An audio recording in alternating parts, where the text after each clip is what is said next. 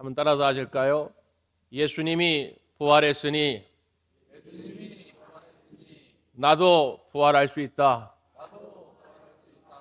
예수님이 승리했으니 나도 승리할 수 있다. 믿으십니까? 이 예수님의 부활이, 그 예수님의 승리가 오늘 이 아침에 여러분에게 임하시길 주의 이름으로 축복합니다. 요즘 TV나 SNS를 보면 영어 단어인데 마치 우리나라 말처럼 아주 자주 쓰여지는 단어들이 꽤 있습니다. 그 가운데 제가 요즘 이렇게 보면서 제 눈에 확 들어왔던 단어 하나가 있는데 리커버리라는 단어입니다. 리커버리라는 단어가 우리말로 하면 회복, 복구, 다시 찾음, 다시 일어섬 뭐 그런 뜻입니다. 근데 이게 어떤 상황에 따라 문맥에 따라 아주 다양하게 쓰여지면서 마치 한글처럼 우리가 무슨 이야기를 하거나 뭘 보도할 때 이게 쓰여지는 것을 보게 됩니다. 예를 들면 이란 전쟁이 이제 끝나게 될 텐데 전쟁이 끝나면 경제 회복이 관건이다 라고 할 때 그 경제 회복을 말할 때도 리커버리 이런 단어를 씁니다.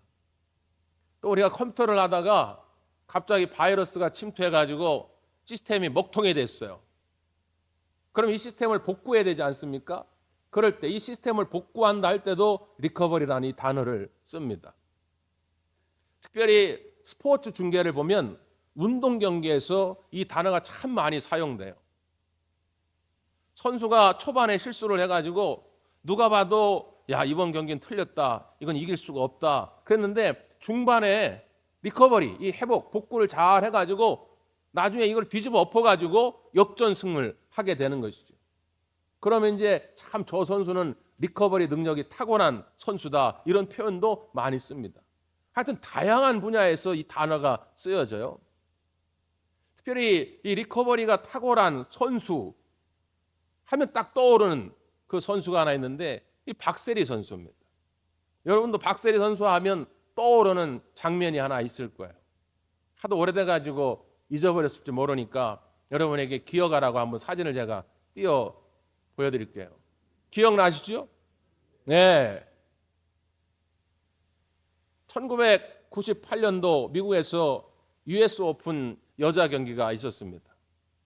그 이전까지 우리나라 여자 프로골퍼가 세계대회에서 우승한 적은 단 한 번도 없어요. 근데 박세리 선수가 저때 나가가지고 결승전까지 간 겁니다. 18호까지 승부가 안 나가지고 제니라고 하는 한 선수와 연장전을 벌이게 된 것이죠. 그 연장전을 하는데 그 상대편 선수는 첫 번째 샷을 멋지게 날렸어요. 그래가지고 안전한 곳에 잘 떨어졌습니다. 그런데 그 다음 박세리 선수가 딱 쳤는데 약간 빗맞아가지고 공이 저렇게 연못가 근처로 간 거예요. 저거 조금만 잘못 건드리면 그냥 물속으로 퐁당 빠질 그런 지금 상황입니다. 그러니까 중계하는 그 해설진도 또 그걸 지켜보던 많은 사람들도 야, 끝났다. 그럼 그렇지. 우리나라 선수가 어떻게 세계대회에서 우승을 하겠냐. 준우승도 감사한 거다. 그런 분위기인 거예요. 그런 분위기. 그런데 여러분 다 기억하시겠지만 갑자기 박세리 선수가 신발을 벗더니 양발을 벗더니 저 물속으로 들어가는 거예요. 저 물속에 들어가 칠 거라고는 상상을 못했는데 갑자기 저 물속으로 들어가더니 그 샷을 멋지게 날려가지고 다시 안전한 곳으로 옮기고 그 홀을 무승부로 만듭니다. 또 재연장전 가고 그래서 결국 그 US 오픈에서 우승을 하게 된 것이죠. 리커버리 능력을 보여준 것이죠. 근데 여러분 저 장면이 왜 우리 온 국민에게 지금도 남아 있습니까? 저 경기가 있었던 때가 1998년 IMF 때라는 것입니다. 우리 국민 모두가 IMF 때문에 얼마나 힘이 들었습니까? 열심히 장사했던 사업체 부도가 나버려가지고 폐업이 속출했습니다. 심지어 우리가 잘 아는 대기업들도 다 문을 닫았어요. 어떤 젊은이들은 이 IMF 때문에 등록비를 얻지 못해가지고 학업을 포기할 수밖에 없는 상황도 속출했습니다. 이 IMF 때문에 많은 사람들이 야, 이제 우리나라 경제는 더 이상 성장이 없는가 보다. 여기서 끝인가 보다. 70년대, 80년대 우리가 기적적인 성장을 읽어왔는데 이제 우리나라 경제 성장은 여기서 끝인가 보다. 이렇게 낙담하는 사람들이 많이 있었는데 오늘 저 박세리 선수가 아니다. 리커버리. 다시 회복될 수 있다. 다시 복구할 수 있다. 다시 일어설 수 있다. 이것을 우리 온 국민에게 보여준 것 아닙니까? 그래서 별거 아닌 것 같지만 저 장면 하나를 보면서 우리는 마음속으로 뜨거운 눈물을 흘린 것이죠. 그리고 우리 민족은 일어섰고 IMF를 경험한 나라 가운데 이렇게 단시간 안에 IMF를 탈출하고 다시 재도약한 나라가 전 세계적으로 거의 없어요. 저는 이 부활절을 맞이하면서 오늘 리커버리라는 이 단어가 떠오르게 됐습니다. 여러분, 여러분의 삶도 반드시 회복되고 반드시 복구되고 반드시 일어서게 되는 역사가 있게 될 줄 믿습니다. 왜 그러냐면 부활하신 예수님이 지금도 우리 곁에 계시기 때문입니다. 오늘 본문의 장면이 바로 그걸 보여주는 거예요. 제자들이 갈릴리 호숫가에 물고기를 잡으러 갔습니다. 오늘 본문 14절에 보면 부활하신 예수님이 제자들에게 세 번째 나타났다고 그랬어요. 그러니까 벌써 두 번이나 제자들에게 나타났어요.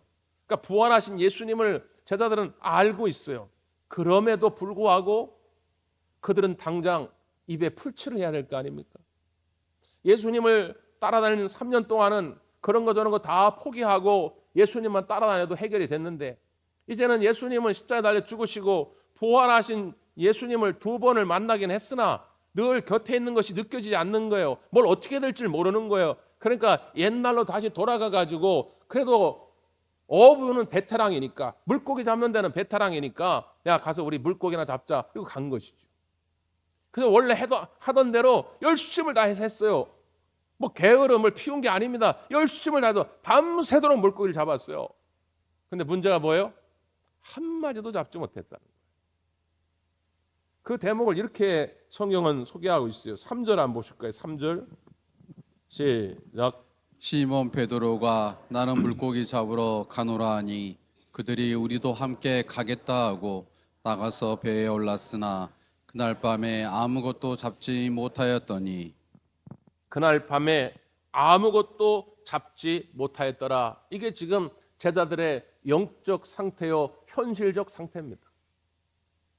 3년 동안 믿고 따랐던 예수님은 십자가에 달려 죽으시고 우리 곁을 떠나버리셨고 허탈한 마음으로 와가지고 물고기나 잡아먹자 했는데 물고기는 잡히진 않고 이것도 안 되고 저것도 안 되고 모든 의지가 모든 열정이 꺾여가던 그때라 그 말이죠.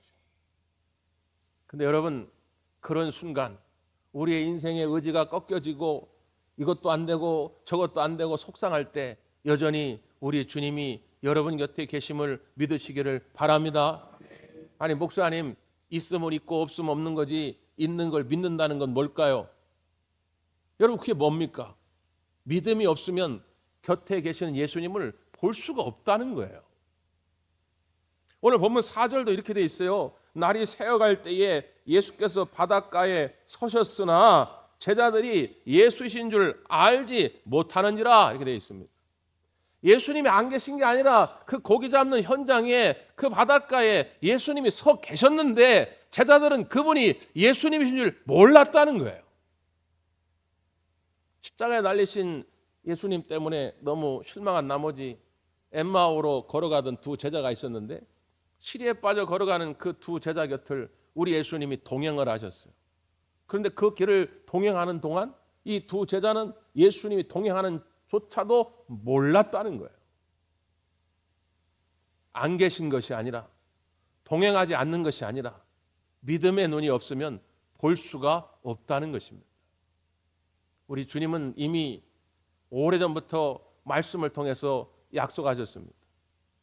제자들과 헤어지면서도 볼지어다 세상 끝날까지 내가 너희와 함께하리라 약속하셨어요. 부활의 주님을 미리 알려주기 위해서 나인성 과부의 아들을 살렸어요. 해당장 야이로의 딸을 살렸어요. 나사로를 살렸습니다. 이미 죽은 자를 살리시면서 너희도 부활할 수 있고 너희도 그 부활의 승리에 참여할 수 있다는 걸 보여주었다 그 말이에요. 그런데 제자들은 지금 그런 게 안 보이는 거예요. 여러분, 우리를 괴롭히는 문제에만 집중하면 그 문제 곁에서 나를 돕고자 기다리시는 예수님을 볼 수가 없다는 것입니다. 다시 믿음의 눈을 크게 뜨시고 우리 곁에 와 계신 주님을 만날 수 있기를 간절히 바랍니다. 그 주님이 그래서 말을 걸어요. 얘들아, 너희들 고기가 있니? 잡은 고기가 있어? 이게 묻습니다. 그러니까 저들이 밤새도록 수고했지만 아무것도 없나이다 이야기하죠. 그때 예수님께서 제자들에게 이렇게 명령하시는 것입니다. 6절 한번 볼까요? 6절 시작. 이르시되 그물을 배 오른편에 던지라. 그리하면 잡으리라 하시니 이에 던졌더니 물고기가 많아 그물을 둘 수 없더라. 그물을 배 오른편에 던지라 이렇게 말씀합니다. 이 무슨 의미일까요, 여러분? 그물을 배 오른편에 던지라는 거예요. 첫 번째, 다시라는 의미예요. 다시. 밤새도록 그물을 던졌어요. 오른편도 던져보고 왼편도 던져보고 앞편도 던져보고 뒤편도 던져보고 이렇게도 해보고 저렇게도 해보고 안 됐어요. 근데 예수님이 다시 뭐라고요? 그물을 던져보라는 거죠. 다시 그물을 던지라고 하는 이 말씀에 순종할 때 놀라운 기적의 역사가 나타나게 되는 줄 믿습니다. 근데 조금 더 한 발 더 들어가 생각해 보면 왜 오른편일까? 이건 성경에서 특별하게 사용하는 상징적 표현입니다. 예를 들면 전도서에도 이런 말씀이 있죠. 지혜로운 자는 그 마음이 우편에 있고 우매한 자의 마음은 왼편에 있느니라. 이렇게 말씀합니다. 그러니까 지혜로운 자의 마음은 우편에 있다. 이게 무슨 뜻일까요? 시편, 잠언, 전도서에서 지혜라고 하는 말은 하나님을 경외하는 것입니다. 하나님을 두려운 마음으로 섬기는 것이죠. 그런데 하나님을 경외하는 자의 마음은 오른편에 있다. 다시 말하면 이 오른편은 늘 하나님 편입니다. 예수님 편입니다. 예수님의 비유 가운데도 마지막 심판의 때에 구원받는 자는 오른편에 앉고 저 멸망, 저 영벌에 처할 자는 왼편에 앉게 됩니다. 그러니까 이게 하나의 상징적인 그런 표현인데 이 오른편이라고 하는 건 항상 하나님 편이요, 예수님 편이요, 의의 편입니다. 다시 그물을 오른편에 던지라고 하는 것은 이제 세상 편이 아니라 하나님 편으로, 불의의 편이 아니라 정의의 편으로 다시 예수님의 편으로 살아가라고 결단하라고 촉구하는 거죠. 지금도 마찬가지입니다. 여러분 이 부활절을 계기로 해가지고 다시 여러분 믿음의 그물을, 인생의 그물을 여러분의 오른편에 던질 수 있기를 바랍니다. 하나님 편에 다시 던지는 거예요. 연초에는 나름대로 주님 뜻대로 살고자 올해는 정말 주일 성수 잘해야지, 예배 중심으로 살아가야지. 그런데 하다 보니까 또 바쁜 일 생기고 더 좋은 일, 더 행복해 보이는 일 생기다 보니까 또 예배의 중요성을 잊어버리게 되고 그러면 안 된다 그 말이에요. 다시 그 예배 중심으로 나아가야 한다 그 말이에요.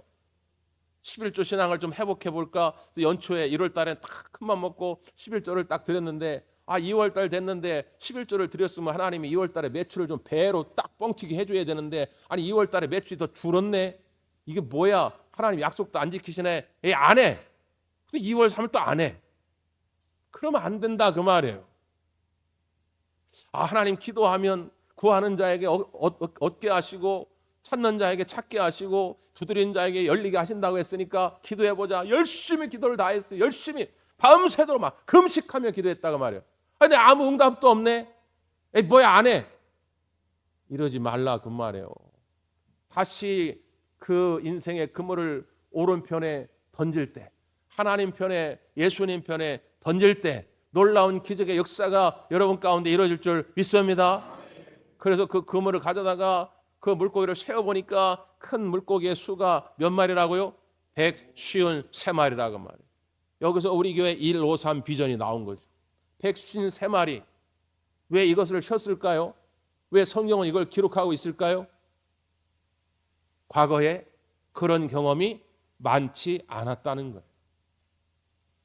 베드로를 비롯한 이 제자들이 물고기 잡는 데는 베테랑들인데 그들의 과거의 경험에도 이렇게 153마리나 큰 물고기를 잡은 경험이 거의 없는 거예요. 너무 놀랐기 때문에 성경의 기자가 이걸 기록한 것입니다. 여러분이 믿음을 가지고 다시 하나님 편에, 예수님 편에, 말씀 편에, 예배 편에, 교회 편에 인생의 그물을 던지면 여러분이 지금까지 과거에 경험해 보지 못한 최고의 은혜, 최고의 복을 누리게 될 줄 믿습니다. 이 부활절에 다시 우리의 모든 삶이 리커버리, 회복돼야 됩니다. 복구돼야 됩니다. 다시 일어서야 됩니다. 그러기 위해서는 여러분의 믿음의 그물을 주님 편에 단단히 던져 내시기를 간절히 바랍니다. 네, 기도하겠습니다.